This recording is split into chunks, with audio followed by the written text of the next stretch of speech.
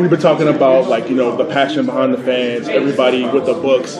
Obviously, coming in as a voice actor, always scary to get in on something where it has a lot of history behind it. Were you guys thinking about that at all coming into your roles? That's not scary. That's impressive. I mean, I suppose for some, no. I mean, on the Justice League cartoon, I would always joke with Kevin Conroy, Susan Eisenberg, and George Newbern's like, oh, you guys are playing the big three. Even people who have never picked up a comic book have an opinion about how that character should sound. But being part of a great fantasy world is a completely different thing. That's like you get to go into the world and be part of the world. That's not scary. That's fun. Yeah, agree. Just to the idea of whatever it is that happens, whatever it is that's created, is what it is. There's no trying to match or it's just establishing it is like, wow, what a gift that is. When you first sort of get the sides of create your roles, do you look at pictures or do you automatically see something in your head, you hear something in your head, the voice? I didn't get any pictures of this. No, not this time. You never know. Sometimes there are images attached with it, and sometimes there aren't. And this one was fully left to the imagination, which actually I think is great because it's from a book, and when you're reading, you are creating the images anyway. So it's very true to the original medium in that way. For anybody who's not familiar with Cradle and that universe, how would you describe it to someone who's not familiar with it? I like to say that it's a lot of different elements of a lot of things that you love. Like for me, it feels very. It reminds me of Narnia in some ways, but it also reminds me of like stylized. There's this something more contemporary. It feels very rooted and ancient and old and brand new and exciting and undiscovered. I read a lot to my son. We have gone through so many different series, Redwall series, Narnia series. I can't remember the other. It's just tons of different series, and so I started reading Cradle to him at bedtime, and it's not like anything that we've read before. He's immediately gripped. He's like, oh, that's cool. It feels approachable to like a young adult audience, but one that respects its audience and respects the maturity, the ability of its audience to handle complex concepts. I feel like I was trying to do my research and everything, and I feel like I missed, who are the characters that you guys, can you talk about that you guys are playing? I play Cyrus, the Pantheon of the Wasteland. Okay. I am Elder Whisper. And like I said, just jumping into that, like I said earlier, like I said, the fandom behind that, like he was saying, like bringing those voices, like finding traits of those characters to like bring it. Did you feel like you had a difficult time like really finding the voices for those characters? Difficult time, no. A journey, yes. It was.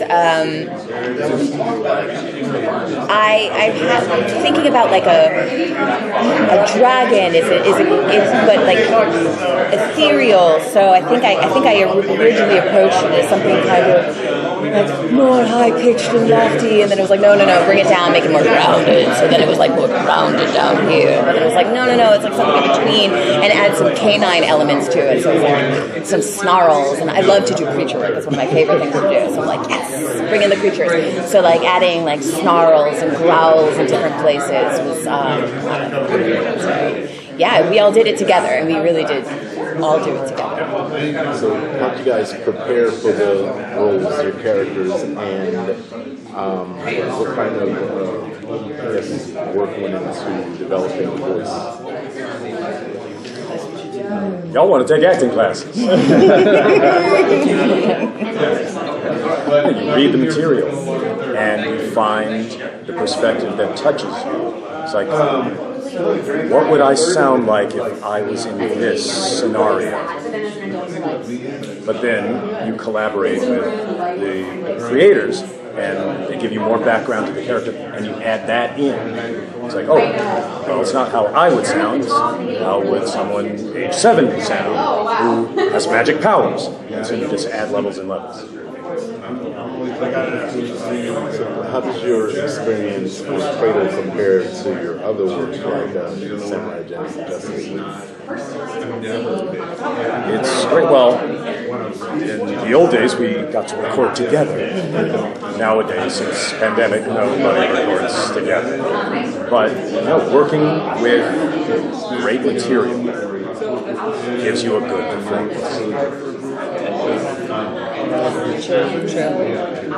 You feel like with this particular project, it was like easy for you to catch on to. There was no fight to jump on this. Like as far as the material, of course you read everything, you guys know everything behind it. But did you feel like this was something like you felt like you had to pass, or this was something you had to jump on right away as soon as you got? Well, auditioning is not like dating. You don't have to keep trying. Either when you audition, you connect, it's first date, and then you're engaged. Or if what you thought the character sounded like didn't match with what they thought the character sounded like, then you don't hear back from the audition. But you also don't call them that. Hey, where are we going next? What would you guys say is the most enjoyable about the character development for you guys?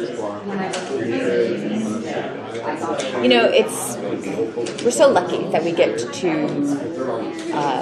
play and just use our imagination, and it's I think it's whenever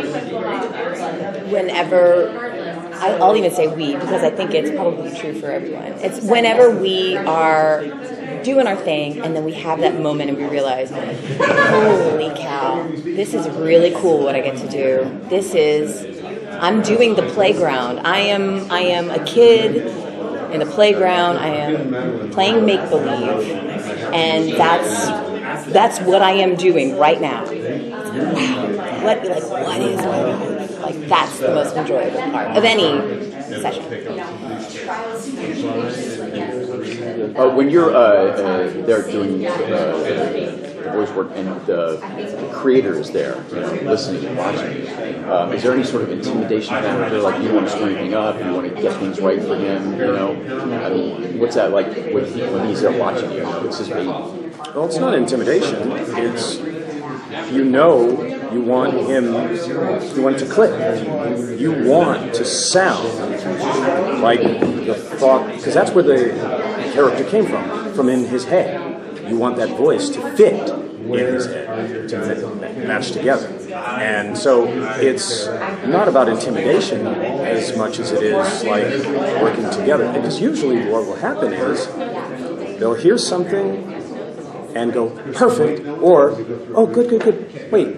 And maybe know about some part of the character's story down the line. It's like, ooh, wait, that thing that wouldn't happen later, you've got to know about that. And they give you some background that you can add into your take of the character. So it's collaboration, not intimidation. And they want you to, they're on your side. Like, they want, so, and they've already given you the other half of the amulet. So it's just a matter of like doing it together. And the lights are just so fun. They're so lovely too. So it's like easy peasy. Yeah, the record is the third date. You just don't want a divorce, Goodness. Looking forward to fans seeing the show. What can fans expect in terms of story development from this sort of season? What can they get excited? What do you need to get excited about? Well, I think for most of the fans who've been reading the books, they're now going to see what has just been in their hand out in front of them. It's like, but then there'll be a couple of things like, oh wait, I never knew what that looked like, or who that looked like. Oh my God! And so it takes them deeper into the cradle. Phil, one of the, I gotta say, man, like obviously with the credentials we all know you have, like how humble you consistently are about one road to the next. Like we're talking right now, and you're like, it's never a guarantee that you're gonna get something. And you never, like you said, you constantly bring your A game, and you always like are willing to adapt. Like not to say like you have like a diva personality or anything like that, but like you're willing to work with whoever you're working with. And even with this project, like with it being a Kickstarter, still kind of being in its infant stage, this is a constant, ever-changing thing. Do you feel like with project that you have that's already established, having a voice director, this is going to be a lot harder with it being in the Kickstarter stage versus like already, having like a voice director and like already established, series?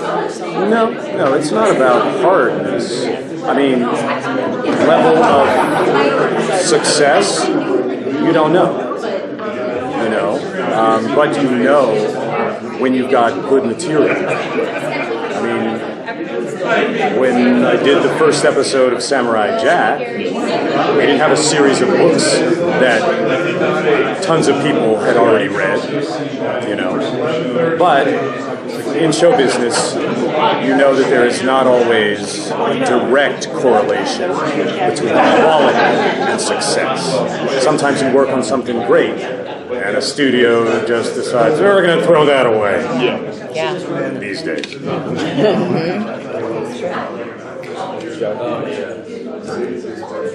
So, send a message to the fans to get them excited to see this show. What would you say to them? Oh goodness, you said a message to the fans to get them excited? I mean, I think they already are. But I guess it would be like, you're right to be excited, and we can't wait to show you what's been in your mind.